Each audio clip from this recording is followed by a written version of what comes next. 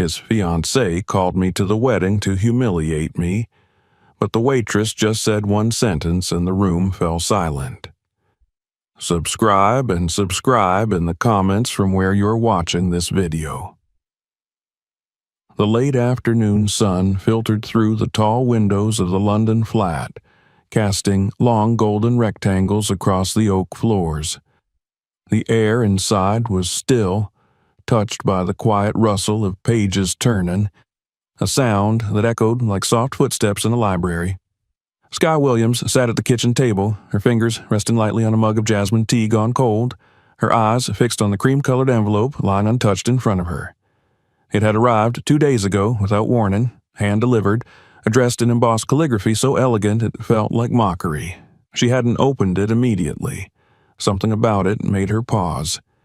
There were no stamps, no return address, only her name, her real name, the one few people used anymore. Skylar Renee Williams. Not Miss Williams, not to the attention of, just her name, written like a whisper from a past life she no longer lived. It was her son, Eli, who finally broke the spell. "Mama," he'd said, standing in the doorway, his backpack slung over one shoulder and a curious tilt to his brow. "Why are you staring at the mail like it insulted you?" She gave a breath of a laugh but didn't answer. Even now, 2 days later, she wasn't sure she had one. The envelope remained in the same place, untouched. But today, something shifted. The weight of unspoken things demanded breath. She reached for it slowly, peeled back the seal, and withdrew the heavy cardstock with hands that had once scrubbed floors and carried groceries through the rain while balancing a sleeping child.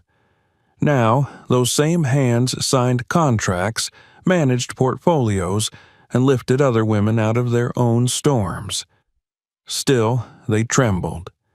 The text was printed in gold leaf, the kind favored by people with old money and a desperate need to prove it.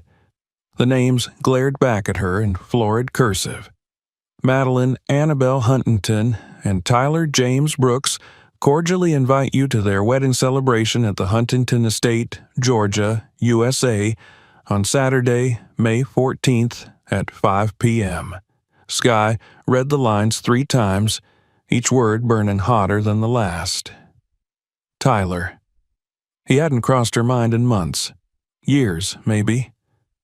The last time she'd seen him was 11 years ago, just days before Eli was born, when he walked out the door with a suitcase and silence, leaving behind an apartment filled with bills, unanswered questions, and the echo of dreams turned hollow. Madeline. Of course it would be her. The woman, Tyler's mother, had always insisted he should have married instead. Blonde, born into wealth, with a smile as sharp as a blade.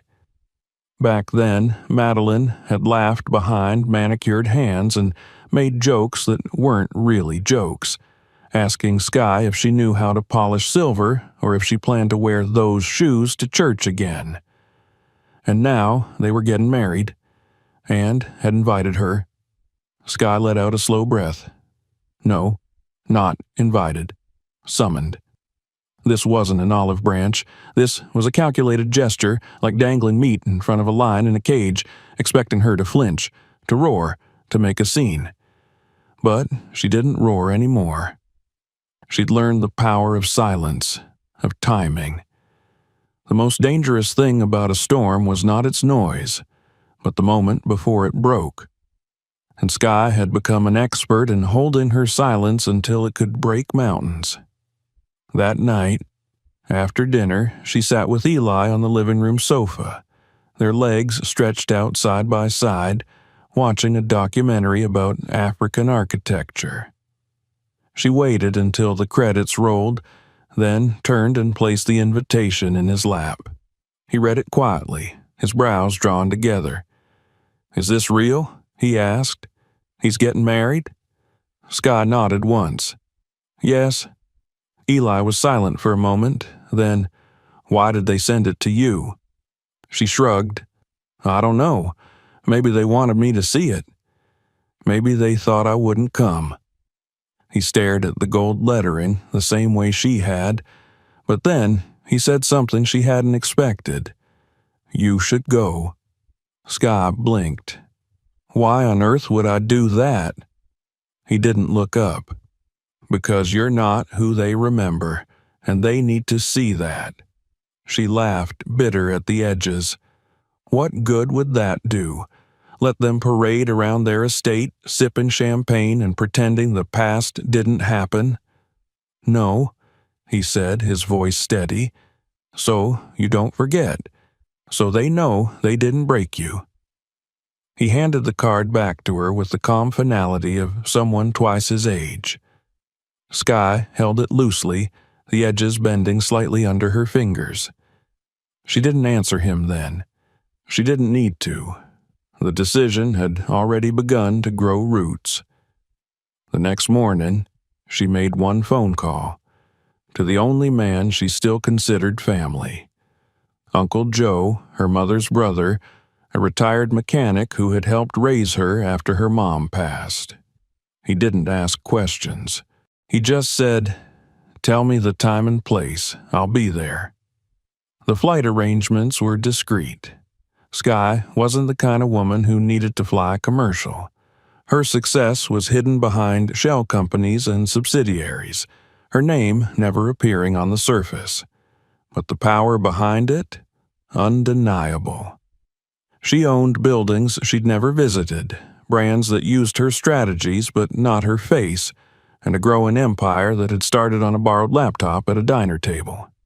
But none of that mattered at the moment.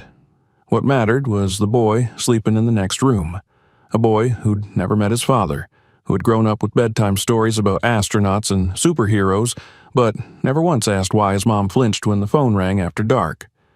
She watched him sleep that night, his face peaceful, lashes thick against his cheeks. Her throat tightened. She had built a fortress around him, brick by brick, with every sacrifice she had made. And now they were daring to act like none of it had ever happened. Fine, she would go, but not to please them, and not for vengeance. She would go because she had been underestimated for too long. And the only thing more powerful than truth was a woman who had nothing left to prove. 3 days later, Sky stood before the mirror, dressed in a tailored navy blue dress that hugged her body like memory.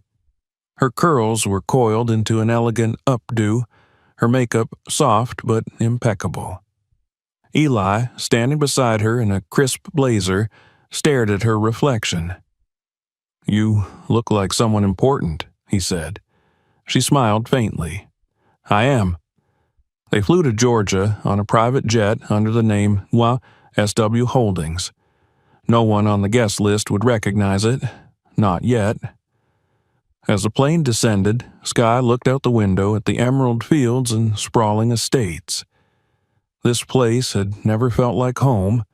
It still didn't. But this time she wasn't coming back as the outsider trying to belong. She was coming as the storm they never saw coming. And somewhere, beneath the sound of the engine, the whisper of destiny stirred.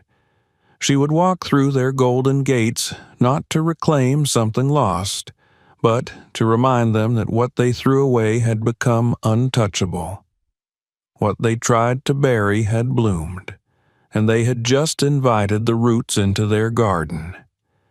The air in Georgia was heavier than Sky remembered. It pressed against her skin with a damp warmth that clung to her clothes like old expectations. As the car pulled away from the private airstrip, winding through fields of magnolia and wrought iron fences, she could feel her chest tighten, not with fear, but with recognition. This was the landscape of her undoing, the soil where her dreams had once been trampled under polished shoes and polite cruelty. Yet now she wasn't here to mourn the past. She was here to walk through it and leave footprints they couldn't erase. Eli sat quietly beside her in the back seat of the sleek black SUV.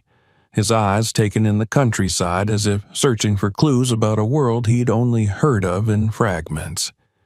The sun caught in his curls, and she watched the profile of his young face, so calm yet observant. He didn't ask questions, but she knew his mind was busy stitching stories out of things left unsaid. He didn't remember Tyler. There were no photos, no bedtime tales that included him. All he had was a name and the unspoken truth of abandonment. The kind of truth that didn't scream but echoed quietly in the hollow of one's chest. Skye leaned her head back against the seat, letting the rhythm of the road draw her into memory. The last time she'd been here, she was barely more than a girl herself, 23, wide-eyed, believing that love could conquer tradition, class, and generations of polite disdain. Tyler had whispered promises into her neck at midnight, had kissed the corners of her fear with assurance, but when the storm came, he had folded like paper. It wasn't even a dramatic exit. No fight, no slammed doors, just a note on the kitchen counter and a closet half empty. She had been 6 months pregnant. Her hands had shaken as she packed the rest of his clothes into boxes, not knowing where to send them. His family had stopped returning her calls. Friends she thought were mutual began declining her messages. And when the baby came, 2 weeks early, after a night of contractions that tore through her like grief, there was no one in the waiting room. Just her, a nurse with kind eyes, and a screaming miracle named Elijah. The first few years blurred together in shades of hunger and hard choices. She cleaned houses during the day, worked at a 24-hour diner at night. There were weeks she slept on the floor beside Eli's crib because she didn't trust the door lock. Months where dinner was just rice and hope. But in those same months, she taught herself to code, to design, to invest. The borrowed laptop from a church shelter became her window into a world where identity was optional and results were currency. It was a logo of all things that changed her life. A simple, elegant design for a local bakery run by a widow who paid her in cash and pies. The bakery's rebranding went viral after a travel blogger featured it. The woman gave Skye's number to a cousin who owned a restaurant. Then another cousin called, and another. In a matter of months, Skye was designing brands for startups in 3 states. She reinvested every dollar, saved receipts like prayers, and began learning the language of venture capital at night when Eli was asleep. By the time he was 6, they had moved into a modest apartment in Atlanta, safe, clean, with a tiny balcony where she grew basil and dreams. She never stopped working.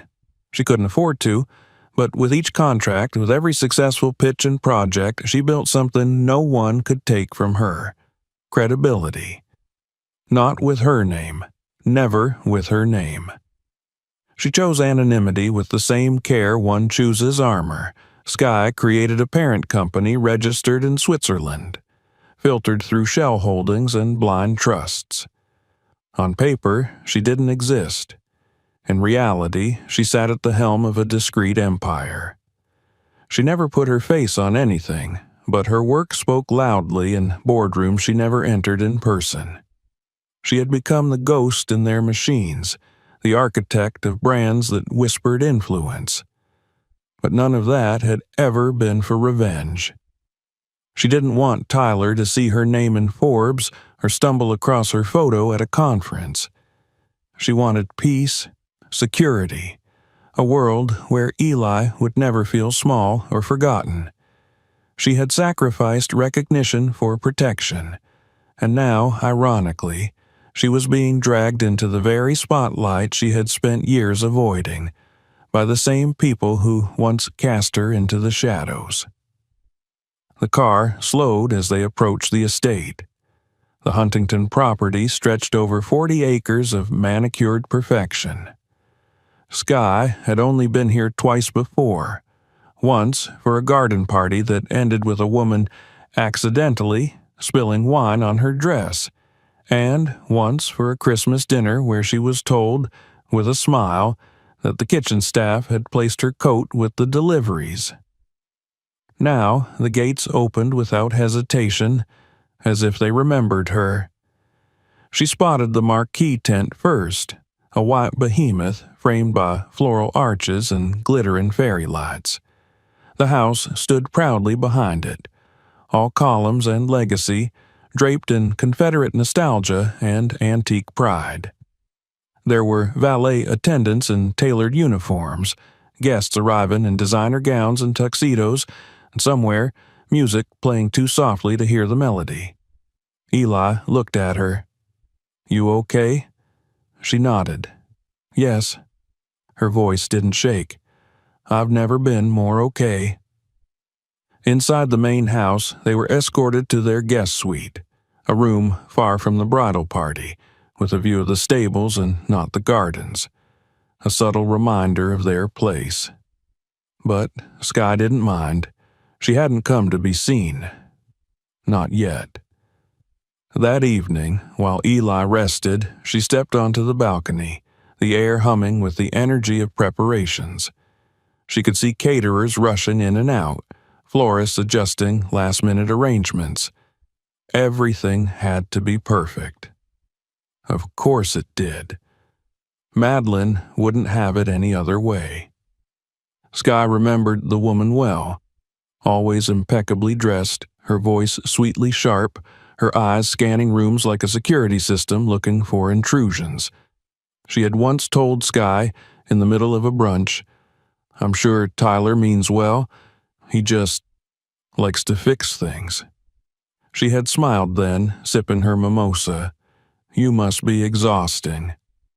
Now, that same woman had orchestrated a wedding on ancestral grounds, invited the ex-wife like a party favor, and likely believed she'd be too ashamed to show up.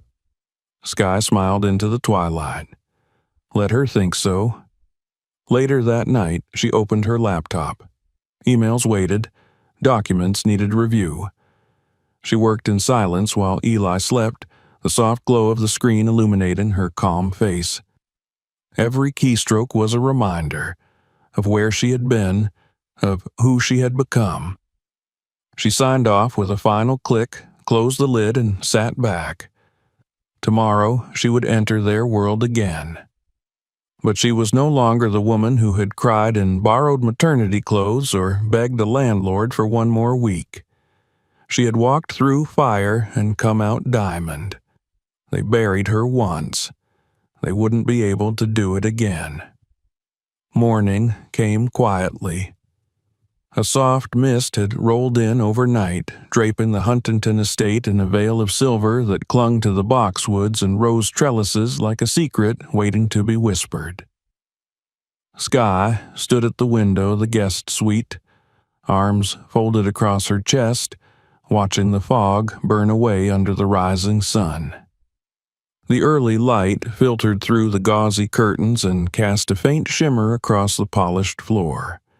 In a few hours, that peaceful garden would be filled with music, laughter, and lies stitched together with champagne and porcelain smiles. Behind her, Eli stirred in his bed, groaning softly as he woke. She turned and gave him a small smile, her hand reaching for the silk robe draped over the chair. He sat up slowly, his eyes still puffy with sleep, blinking at the room as if remembering where they were. She crossed the floor and sat beside him, brushing a curl from his forehead. "You ready for today?" she asked gently. He gave a lopsided shrug. "As ready as I'll ever be." Then after a pause, "You sure you want to go through with this?" Her fingers paused against his hair. She didn't answer right away, but her expression softened. "I'm not here for revenge," she said, "and I'm not here to prove anything. I'm just done hiding." Eli nodded slowly. He didn't press her. He never did. It was one of the things she loved most about him. His quiet intuition. He saw things most boys his age didn't. Processed emotion with a maturity that often startled her. And today, They would walk together into the belly of a world that had once cast them aside, carrying truths no one expected. By mid-morning, the estate had come alive. Golf carts zipped along gravel paths, florists trimmed the last hydrangeas, and staff in matching uniforms moved like a rehearsed ballet. Skye dressed deliberately, selecting a deep emerald dress that hugged her figure modestly but powerfully. The color glowed against her skin, and when she applied her lipstick, just a touch bolder than usual, she didn't flinch at her reflection. She looked like a woman in control, not a guest invited to be pitied. Eli emerged from the bathroom in his tailored navy suit, looking several inches taller than usual. His tie was slightly crooked, and she stepped forward to fix it, smoothing it down with a gentle tug. "Perfect," she said. "I feel like a character in a movie," he muttered. She smiled. "That's because you're about to be in a scene no one will forget." They walked down to the main house together, escorted by a young staffer who seemed barely older than Eli. He kept glancing at Skye with a look she knew too well, curiosity laced with uncertainty. That subtle shift people made when they couldn't quite place you in the social hierarchy and were too polite, or too afraid, to ask. The reception area had been transformed. Golden chandeliers hung from the ceiling like upside-down sunburst, casting warm light across cream linens and gold-trimmed china. White orchids lined every table, and crystal flutes stood at each setting like miniature glass soldiers. The whole room shimmered, curated to perfection and utterly devoid of sincerity. Guests arrived in clusters, all handshakes and air kisses. The men wore tuxedos with family crests embroidered on their cuffs. The women dripped in diamonds and lineage. Skye and Eli slipped into the edges of the gathering, taking their designated seats near the back as expected. Not family, not even friends. Just relics of a past politely acknowledged and publicly dismissed. She didn't mind. From her seat, Skye had a full view of the main aisle. At the far end stood a marble altar flanked by pillars wrapped in tulle and roses. A string quartet rehearsed softly in the corner, their bows slicing through the notes of Vivaldi like practiced precision. Every inch of the scene screamed curated elegance. She spotted Tyler before he saw her. He stood near the altar, speaking with one of the groomsmen, a drink already in hand. His tuxedo fit like armor, pressed and perfect, his hair slicked back in the style he used to swear he hated. The years had done little to change him. He still had that boyish jawline, the practiced charm, the easy stance that masked deeper discomfort. When he finally turned and looked toward the guest, their eyes met for a fleeting second. His smile faltered. Skye didn't blink.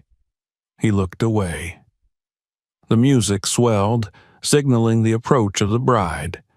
People rose in unison, and Madeline made her entrance like a scene from a fashion spread. Her dress was an elaborate confection of lace and satin, the veil trailing like a bridal train from a fantasy.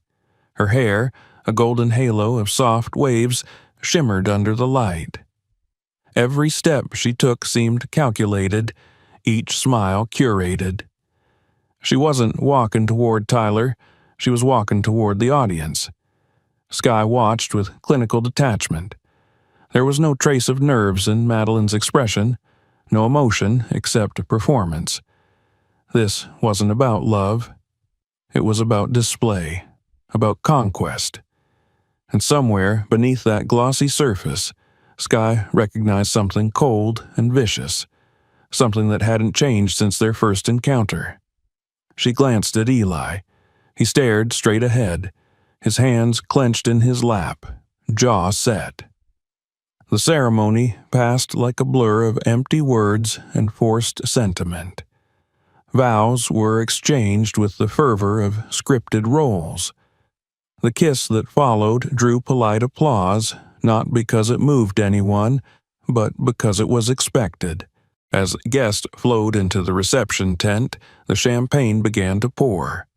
Laughter rose, small talk rippled like surface tension. Skye remained seated, observing. Madeline floated through the crowd like a queen anointed by blood and money, greeting guests with kisses and compliments. And then she noticed Skye. For a moment, their eyes locked. Madeline's smile stretched, slow and deliberate, as she made her way over. Skye stood before she could be approached sitting. It was instinct, not submission. She would never give Madeline the chance to loom over her. "Well," Madeline said with mock surprise, voice honeyed with just the right edge of venom. "You came? I wasn't sure if you'd get the invitation in time. International mail can be so unreliable." Skye smiled, cool and steady. "It found me." Madeline's eyes flicked to Eli, who now stood just behind his mother's shoulder. "And you brought a +1. How charming." Skye didn't flinch. "This is my son, Elijah." Madeline's gaze lingered on him for a beat too long before returning to Skye. "Of course. I suppose we all carry pieces of the past with us, don't we?" Skye tilted her head slightly, the way one might when examining a painting too garish to be real. "Some of us carry them, others pretend they never existed." Madeline's smile tightened. "Well, I do hope you enjoy the evening. We have quite the program planned." Skye didn't answer. She didn't need to. Madeline was already walking away, her train trailing behind her like a tattered promise. The evening wore on in a blur of clinking glasses and curated perfection. Skye remained on the periphery, never entirely part of the crowd, never fully removed.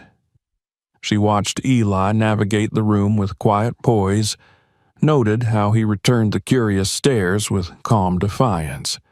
And then, just before the toasts, she saw her. A young woman in a crisp server's uniform, moving between tables with practiced ease. Dark skin, tightly coiled hair pinned back under a cap, eyes scanning the room with quiet alertness. For a moment, Skye thought their eyes had met. Something in the girl's gaze flickered. Recognition, maybe. Then she looked away and disappeared behind the catering curtain. Skye's pulse quickened, though she didn't know why. When the toasts began, they followed the predictable path: laughter, nostalgia, shallow praise. Skye tuned most of it out until Madeline stood at the head table, raising her glass with the confidence of someone born to be listened to. "I just want to say," Madeline began, "how grateful I am for today, for love, for second chances. When I met Tyler, he was recovering, I suppose, from a dark place, a complicated chapter. We don't always talk about the people who came before, but some chapters, well," she laughed lightly, "they end for a reason." There were scattered chuckles from the guests. Madeline continued. "He was lost, broken even, but I saved him. I gave him a new beginning, a better one." More laughter, toasts raised, clinks of crystal. Skye didn't move. She didn't speak. She didn't blink. But she felt Eli's fingers curl tightly around hers. Something in the air shifted, a current of tension, quiet but unmistakable, and somewhere beyond the edge of the crowd, the young server stepped out from behind the curtain. She was walking toward the front, and in that moment, the night began to change. The moment Anais stepped into the aisle, time seemed to shift. It wasn't dramatic. There was no gasp, no swell of music, no glass shattering on the marble floor. Instead, the air took on a new weight, a quiet density that settled over the crowd like the hush before a storm. She moved with slow purpose, her serving tray still held in one hand as if she'd forgotten to put it down. Her black shoes clicked softly against the polished floor. the hem of her catering uniform brushing her knees. People barely noticed her at first, their attention still fixed on Madeline, who stood frozen with her champagne flute raised, eyes narrowed in confusion. Skye saw it immediately, the change in Aeneas's posture, the flicker of something not quite anger, but something just as powerful. Purpose. It burned in the girl's eyes. Skye's own breath caught in her throat, though her face remained still. She felt Eli tense beside her, his grip tightening ever so slightly. Aeneas stopped just a few feet from the head table. She looked first at Madeline, then at the guests, her throat working as she swallowed. And then, in a voice that was surprisingly steady and loud enough to carry across the room, she said, "Excuse me, I have something to say." The chatter ceased instantly. Forks paused midair, laughter died on lips. A ripple of surprise moved through the room like a wave. Skye could almost feel the intake of breath around her, hundreds of lungs preparing to inhale and hold. Aeneas stood taller now, her hands trembling only slightly. Madeline blinked. "I'm sorry, but this isn't—" "I won't be long," Aeneas said, cutting her off without apology. Her eyes never left the bride. "I just wanted to tell you all who she is," she said, turning slightly so more of the room could see her. "That woman in the back." She raised a hand, pointing directly toward Skye.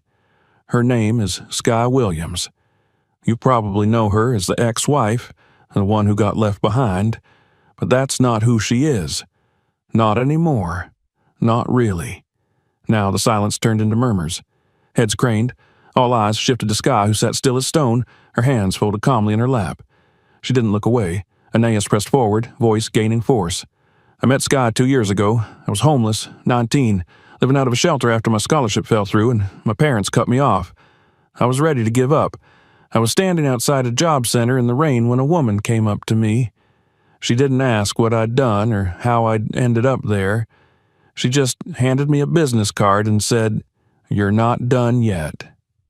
That woman was Skye. Now the guests were listening, really listening. She gave me a job, a place to stay, paid for therapy, helped me get back into school. And not just me.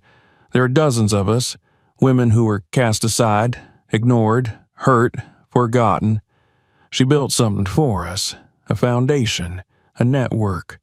She built a home for people who had none. While you were laughing at her, while you were calling her broken, she was rebuilding lives, including her own.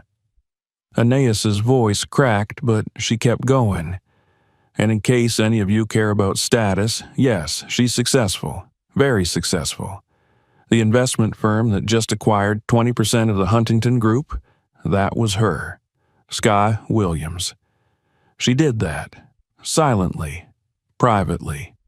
She never wanted attention, but tonight, you made her the punchline of your celebration, and I'm not going to let you get away with it. The effect was immediate. Madeline's face had drained of color, her lips parted slightly in disbelief.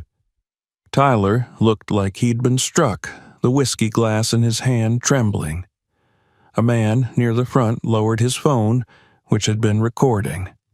Aeneas turned to the head table once more.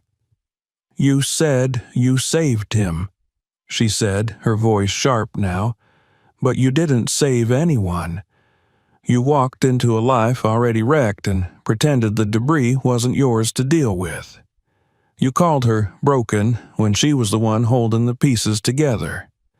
You mocked her pain because it made you feel powerful. But real power doesn't need an audience." With that, she stepped back, placed the tray carefully on a nearby table, and removed her server's cap. Her hands shook slightly as she walked back into the crowd, but her shoulders were squared, her spine straight. She had done what needed to be done. The silence remained, stretching long and taut. Then someone clapped. It started in the back, hesitant. Another joined. Then a third. Within seconds, the sound grew into something impossible to ignore. A scattered, uneven applause that built not from social pressure, but from something truer, from respect. Skye rose slowly. She didn't smile. She didn't wave or nod. She simply walked, her heels clicking against the marble with quiet certainty. Eli rose beside her, and together they stepped toward the center of the room. Madeline looked stunned. Her hand still gripped her champagne flute like a lifeline, but her knuckles were white. Skye stopped a few paces from the head table. For the first time that evening, she addressed the room. "I didn't come here for any of this," she said, her voice clear and low. "I came because I was invited. I thought maybe it was a gesture of peace, or closure. I was wrong." She looked at Madeline, then at Tyler. "But I'm not angry. I'm not humiliated. I'm not broken." Her eyes moved across the sea of faces. "What I am is awake. I survived. I rebuilt. I raised a son who knows kindness is strength, and I will not allow anyone, ever again, to tell my story for me." She turned then, ready to leave, but Madeline finally found her voice. "You can't just hijack my wedding like this," she snapped. "You can't ruin everything because you're bitter." Skye stopped, slowly turned. "If your wedding can be ruined by the truth," she said calmly, "maybe it wasn't built on anything real to begin with." There was a collective exhale, as if the whole room had been holding its breath. Skye didn't stay to hear what came next. She took Eli's hand, nodded once to Aeneas in silent thanks, and began walking toward the exit. The crowd parted without a word. Behind her, the world she had once tried so hard to belong to crumbled under its own weight, its carefully painted walls revealing the cracks beneath. And she didn't look back. The air outside was cooler than it had been all day, touched by the whisper of an approaching storm.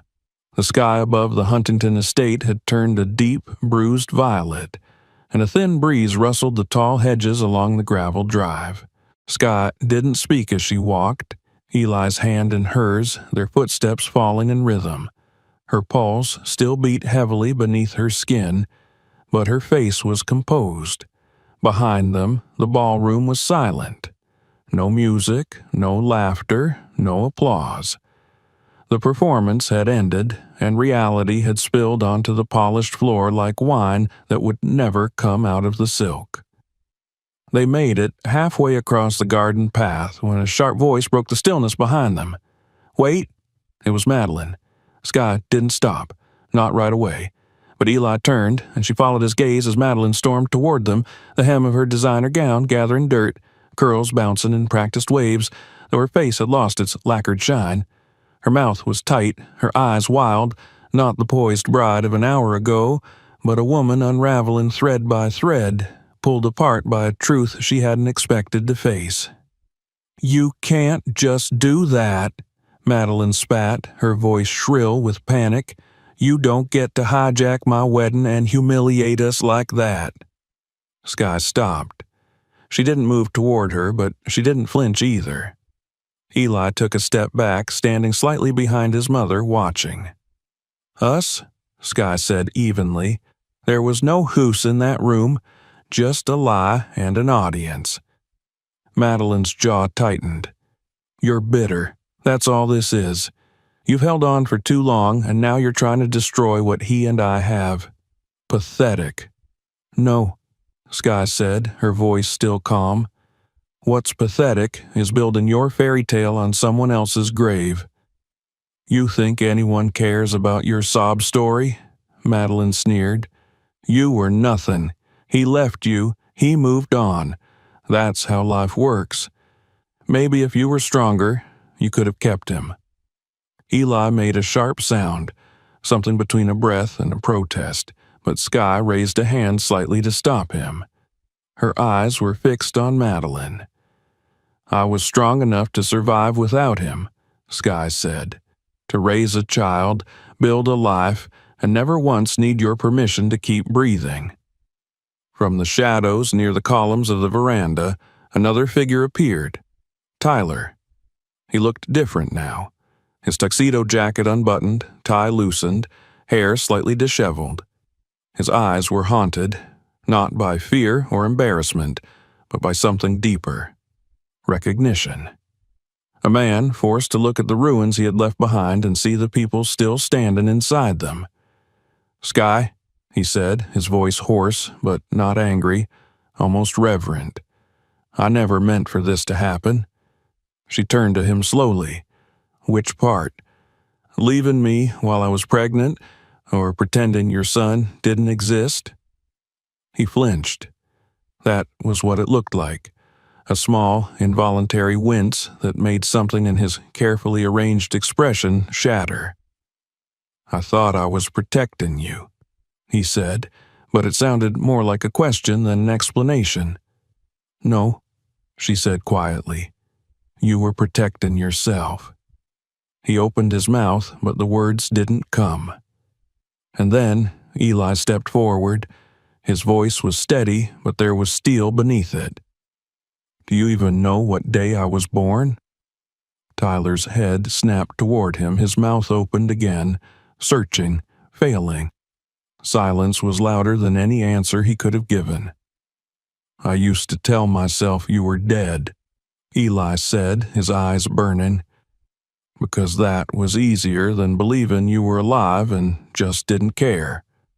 Sky felt her chest crack open, not with pain, but with something older, like an echo of a scream she'd buried long ago. "I sent you letters," Eli continued. "I asked about you. I asked Mom if you would ever come back. And when I stopped asking, it wasn't because I forgot. It was because I gave up." Tyler looked at the ground now, shoulders heavy, lips parted but mute. Madeline had gone quiet too. She looked at Eli like he was a stranger who had appeared out of thin air and shattered the chandelier above her head. "I forgive you," Eli said. Not loudly, not triumphantly, just plainly. The words dropped into the air like stones into water. "Not for you, for me. Because carrying your absence has been exhausting. And I'm done." Tyler lifted his head. His eyes were glassy now. "You're incredible," he whispered. "You both are." Sky's expression didn't soften. "We didn't need you to see that to make it true." Then Eli turned toward his mother. "She made me that way." He pointed to her, and in that gesture, Sky felt something inside her realign, like the foundation of her life was finally solid beneath her feet. There was no applause, no orchestral swell, but it was the loudest moment she had ever lived through, a son choosing his mother, a truth that couldn't be undone. Madeline's arms folded tightly across her chest. Her face had lost all color, and the edge in her voice was brittle. "So, what now?" she asked. "You just walk away and act like none of this matters?" Sky tilted her head slightly. "No. We walk away because none of this matters." "If you wanted a perfect story," Eli added, "you should have picked someone who had nothing to hide." Madeline stared at them, something like panic flaring in her eyes again. She looked to Tyler as if begging him to say something. He said nothing. Without another word, Sky turned. Eli walked beside her. This time, no one called after them. No one tried to stop them. No one dared. The clouds had deepened above them, and a faint drizzle began to fall, cool and soft, tapping against the marble path as they returned to the guest house. Uncle Joe waited by the car, leaning against the hood like he'd been expecting the exact moment they'd emerge. He looked at their faces, at the dampness in the air, at the silence around them, and nodded once. "I guess that's what they call a mic drop," he said. Eli laughed, and this time so did Sky. Not the careful, polite laugh of survival, but a real one. the kind that loosened something in her chest she hadn't realized she was still holding. A laugh that tasted like freedom. The next morning, the wedding footage was already making its way across the internet. Not through tabloids or press releases, but through grainy cell phone clips, anonymous TikToks with titles like Waitress shuts down bride's insult with epic speech, and the truth at the wedding no one saw coming. Skye didn't watch them. She didn't need to. She had lived it, and she wasn't interested in reliving a story that no longer belonged to her. Messages came flooding in. Friends she hadn't heard from in years, colleagues, women she'd once mentored. Some apologized for the distance they created when her life had fallen apart. Others simply said, "You were so brave." But bravery wasn't what she felt. She felt clear, unburdened. She felt like someone who had finally stopped trying to disappear. There was no phone call from Tyler, no apology letter, no email, and Skye didn't expect one. The silence that followed was its own confession. It said more than words ever could. Madeline's name appeared in gossip columns for a week. A few influential bloggers picked up the story. Someone from the venue leaked that she had left the reception early and skipped the honeymoon entirely. Rumors swirled that she'd moved out. Whether the marriage survived or not, Skye didn't care. Because this story had never really been about them. It was about her. About the girl who had been discarded and told she wasn't enough. About the woman who had survived, not by becoming someone else, but by finally becoming herself. It was about a son who saw through absence and chose to love anyway, and about the power of truth, not spoken in anger, but in clarity. In the days that followed, the house felt different. Lighter. Not because it was filled with noise or guests, but because the shadows had shifted. Eli walked taller. He asked sharper questions. He no longer mumbled when someone asked who his father was. And Skye, she started something new. She opened her laptop and began to write. First, just for herself. Fragments, essays, moments. Then she sent one to a parenting blog. It was published. The comments poured in. Women from all over the world responded with their own stories. Grief, abandonment, strength. They said, "Thank you." That turned into a blog. Then a community. And then a nonprofit. The second thread. A space for women healing from abandonment, divorce, emotional abuse. They hosted circles, offered counseling, taught women how to write their own stories, literally and figuratively. Skye didn't build it to be a legacy. She built it to be a lifeline, a new thread for those who'd been unraveled. And the most powerful moment of all didn't happen at a podium or in a blog post. It happened one night in their kitchen in January. She was washing dishes. Eli was flipping through his notebook at the counter. "You know," he said casually, "I used to wish my real mom had stayed." Skye paused, the water still running over her fingers. "But now I get it," he said. "Maybe she left so I'd end up with you." Skye turned off the tap, dried her hands, and crossed the room. She pulled him into a hug, and he didn't resist. They stood like that for a long time, mother and son, born not just of blood, but of choice, of resilience, of love. Sometimes life tears out pages mid-chapter. But sometimes if you stay, if you fight, if you love, truly love, you get to write a better ending. And the best part is, you don't need anyone's permission to begin. The rain came heavier the next morning, tapping against the kitchen windows in a steady rhythm that felt both soothing and absolute. The Huntington estate was still, its manicured perfection shrouded in dampness and silence. Somewhere inside, staff moved about collecting floral arrangements and leftover place cards. But the electricity of the previous night still lingered in the air like the faint scent of ozone after lightning strikes. Skye stood at the window of the guest house kitchen, a cup of coffee in her hand, watching droplets race down the glass in long, winding paths. Her reflection was faint in the window, a composed silhouette wrapped in a robe, hair pinned loosely, face bare. She felt different, not in some dramatic, transformed sense, but in the way old burdens quietly shift off the shoulders, leaving a quiet ache where weight used to be. She had walked into that wedding as the woman they thought they remembered. She had walked out as the one they had tried, and failed, to erase. Eli padded into the room in his socks, still wearing the t-shirt he'd slept in. His curls were messy, and he rubbed one eye as he slid into the stool at the counter. "You sleep okay?" she asked without turning. "Yeah," he said around a yawn. "I dreamed we were at a museum, and there was a painting of you. It had a little plaque that said, 'The woman who walked through fire.'" She let out a soft laugh, turning toward him. "And what were you doing?" "I was telling people not to touch it," he said. "And this old guy kept trying to take a selfie with you. I had to stop him."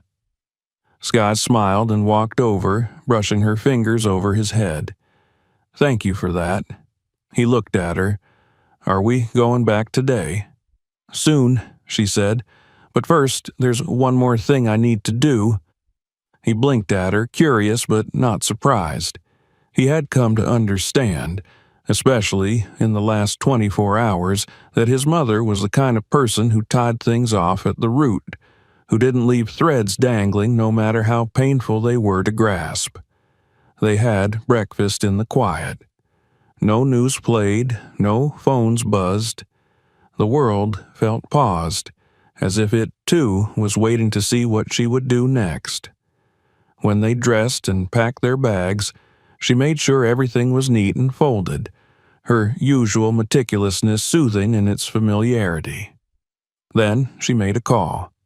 It was a direct line, one not easily found, one routed through a secure channel. When the woman answered, her voice was clipped and cautious. "This is Lark Huntington." "This is Scott Williams," she replied calmly. "We need to talk." There was a pause. "Where?" "Your office, in 30 minutes. The line clicked off. No confirmation, no hesitation. Skye dressed deliberately, not in the emerald dress from the wedding, nor in business armor. Instead, she chose tailored slacks and a soft cream blouse, her hair coiled into a low knot, earrings simple gold studs. She wore no perfume. She didn't need to be seen as a threat. She only needed to be heard. Lark Huntington's office was in the oldest wing of the estate, tucked behind a paneled corridor where family portraits lined the walls like reminders of a lineage too proud to apologize. Skye walked past oil paintings of men in military dress and women in lace collars, past gilded sconces and polished wood. The hallway smelled of furniture polish and old secrets. When she entered the office, Lark was already seated behind a large mahogany desk, a fountain pen in hand, papers neatly arranged before her. She didn't rise, but her eyes lifted, cool and assessing. Her gray hair was swept into an elegant twist, her suit a deep navy, every inch of her posture rigid with inherited authority. "I was wondering if you'd show up," she said. "You were expecting me?" Skye asked, sitting without invitation. "I expected something. You've never been predictable." Skye folded her hands. "I won't take much of your time." "Good," Lark said. "I find the public dramatics of last night more than sufficient."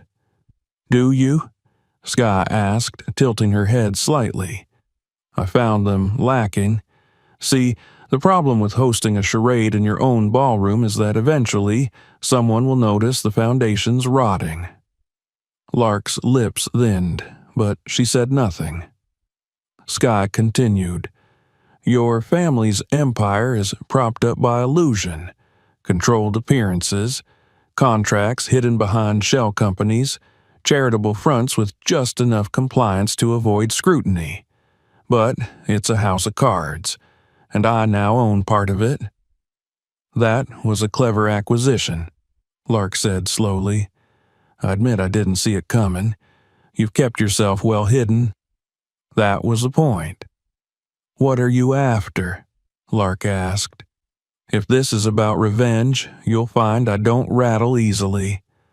I'm not here for revenge, Sky said plainly. I'm here to correct the record. Lark's gaze sharpened. The record? You allowed your son to walk away from his responsibilities. You supported his disappearance. You called me unstable. You made it easy for him to vanish because I didn't fit your narrative. You were emotional, fragile. We were trying to protect Tyler. You protected a coward, Sky replied, and in doing so, tried to bury a mother and her child under your shame. For the first time, something flickered across Lark's face. Not guilt, not regret, just the faint twitch of discomfort, as if something had cracked in the carefully applied shell. I want every file, Sky said, every contract related to the Huntington Trust's dealings in my name, in my son's name, in any holdings you tried to erase. I want them released, corrected, audited, and I want it done within the week. You're threatening the family. No, Sky said softly. I'm offering you a chance to avoid exposure. You wouldn't dare. Sky leaned forward slightly. You've met me. You know I would. Lark didn't answer. She sat still, staring at the woman across from her who had once entered this house in borrowed heels and now returned as the storm itself. After a long pause, she said, You've changed. No, Sky said, I became visible. She stood. I won't come here again. But understand this. If you ever try to erase my name from this legacy again, you'll find it engraved in more places than you can destroy. She turned and walked out, her heels clicking against the old wood, leaving the scent of something final in the air. Outside, the drizzle had stopped. Eli waited by the car, reading from a book he held in one hand, his legs stretched out on the grass. When he saw her approach, he stood, smiling softly. How did it go? It's done, she said. They got into the car. Uncle Joe nodded from the driver's seat, put the vehicle in gear, and drove them away from the estate for the last time. The further they got, the lighter Sky felt. She rested her head against the window, watching the trees blur past. There would be headlines, there would be whispers, but none of it mattered now. The truth had been said, the lies had been pierced, and the boy beside her, her son, her reason, had seen everything and chosen her. That was all she needed. Back in London, the work resumed. The second thread grew. New stories emerged, women from all over the world finding strength in one another in their shared resilience. Sky traveled more, spoke at closed circles, helped shape legislation for single mothers' rights, all without fanfare. Eli started a podcast. It was quiet, thoughtful, built for kids his age who grew up wondering why their fathers never came back. He spoke with other teens, with therapists, with teachers. He never said Tyler's name. He didn't need to. And Sky, she wrote the things she'd been afraid to say out loud for years. The first manuscript wasn't polished, it wasn't poetic, but it was true. It was hers. When she sent it to a small publisher, she didn't expect much. 2 months later, they offered her a deal. The cover was simple, a single gold thread unraveling into light. The title, What They Tried to Bury. And beneath it, her name, bold, unhidden, unbroken, Sky Williams. The book arrived on a Tuesday, wrapped in brown paper and tied with a single piece of white string. There was no fanfare, no bouquet of congratulatory flowers or bottle of champagne, only the quiet weight of something long overdue. Skye stood in the hallway of her London flat, the package in her hands heavier than its contents could possibly account for. She ran her fingers over the paper for a long moment before carefully tugging the knot loose. The cover was just as she'd envisioned it. A clean white field, the title printed in simple serif font, understated but firm. At the center, a thin gold thread spilled from the top margin and unraveled into delicate lines of light. The title sat beneath it like a promise etched in stone, what they tried to bury. Below that, in bold, her name. Not a pen name, not a pseudonym. Her name, Skye Williams. She turned it over in her hands slowly, opened the first page, and traced her fingertips across the dedication for Elijah, who taught me the difference between being broken and being whole. She closed the book gently, held it against her chest, and let out a long breath. It didn't feel like triumph, not in the cinematic sense. It felt like exhale, like the end of a song that had been caught in her throat for too many years. She had written her story, not the story they had told about her, not the fragmented whispers that had trailed her name like smoke, but the real one. And she had written it for the world to see. She placed the book on the coffee table and moved into the kitchen, where Eli sat at the counter with his laptop open and a bowl of cereal half-eaten beside him. He looked up when she entered, his brows lifting in question. "It came?" he asked. She nodded and smiled. He got up, rounded the island, and hugged her tightly. She felt the strength in his arms, the quiet certainty that had taken root in him this past year. He was taller now, both in height and in presence. He had grown in the way that children do when they're finally allowed to be more than their pain. "Did you read the dedication?" she asked. "I did," he said, "twice." She stepped back and looked at him, her smile warming. "Do you think it will matter? The book?" He nodded. "It already does."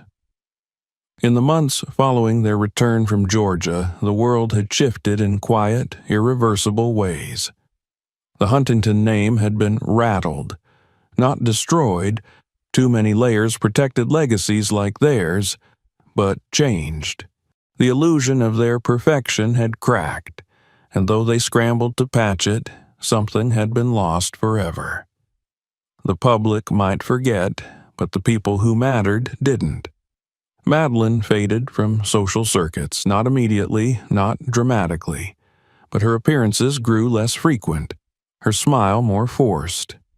There were rumors of investors pulling back, of publicists urging her to lay low. No formal divorce ever made the press, but Tyler was seen alone more often than not. If they stayed together, they did so in silence. But that was no longer Skye's story.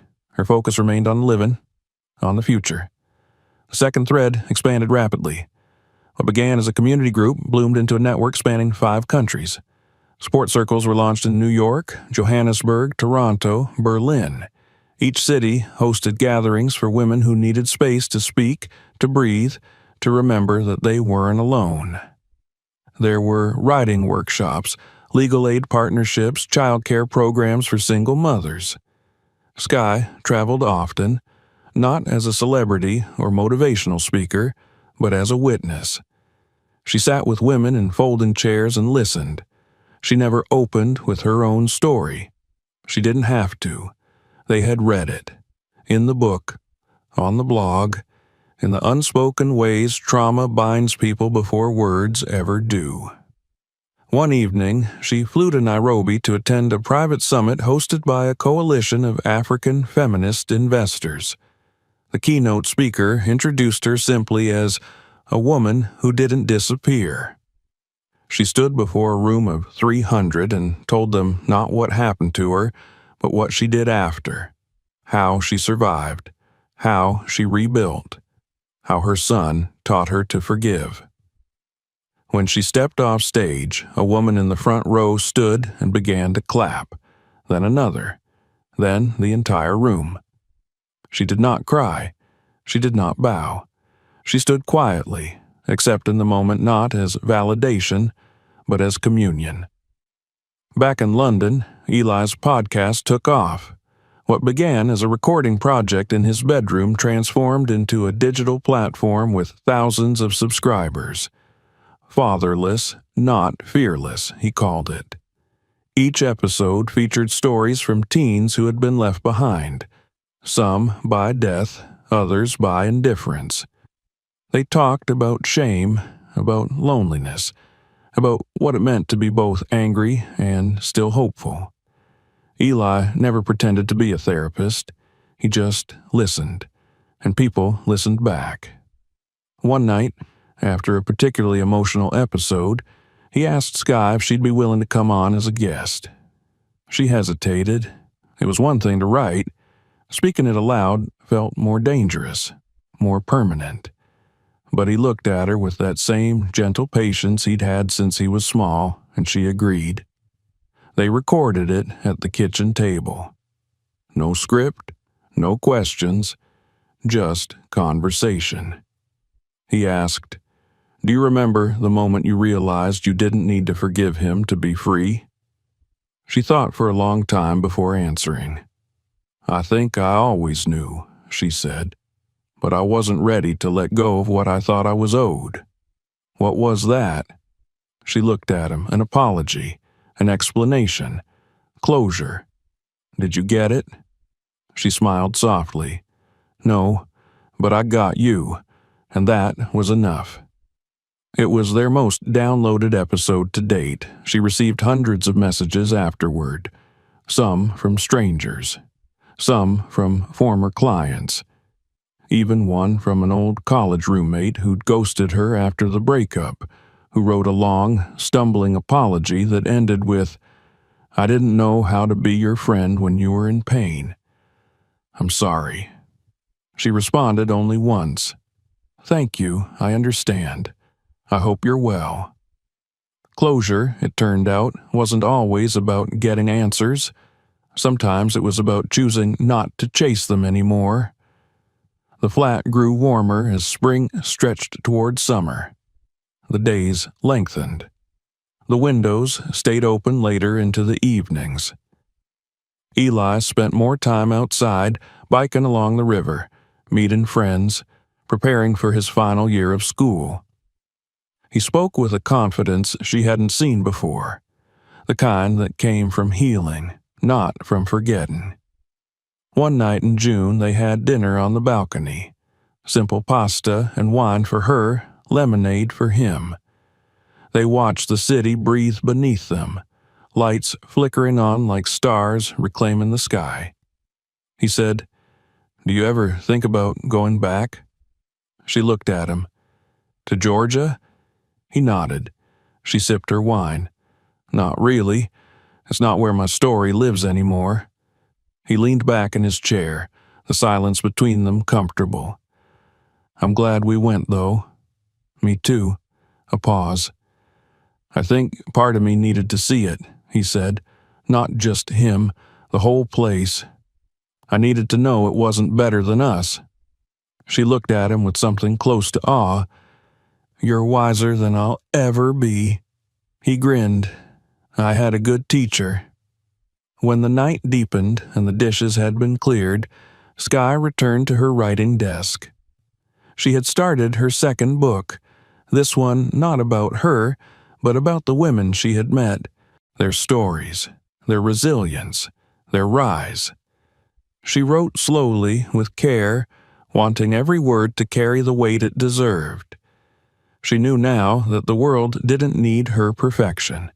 It needed her truth, her flaws, her fire. And most of all, it needed her visibility. One afternoon in August, she received a message from Anais. It was short, a photo. In it, Anais stood in front of a small building with a painted sign that read The Thread House. Beneath it, a space for girls like me. She held a set of keys in one hand and her phone in the other. Her smile was radiant. In the caption, she wrote, "I opened it today because you didn't stop. Thank you." Sky stared at the screen for a long moment, her throat tight. She typed back, "You opened it. I just reminded you it was yours to begin with." The phone buzzed again. "Will you come to the opening event?" Sky smiled. "Of course I will." And when she did, when she stood beside Anais, surrounded by girls with eyes full of fire and fearlessness, she knew without doubt that the story she had written wasn't just hers anymore. It belonged to every woman who had been called unworthy, to every girl who had been left behind, to every voice that had once whispered, "I can't," and now shouted, "Watch me." If this story moved you, don't forget to subscribe for more. Share it with someone who needs to hear it, and check out our other videos for more powerful true stories. Thanks for watching.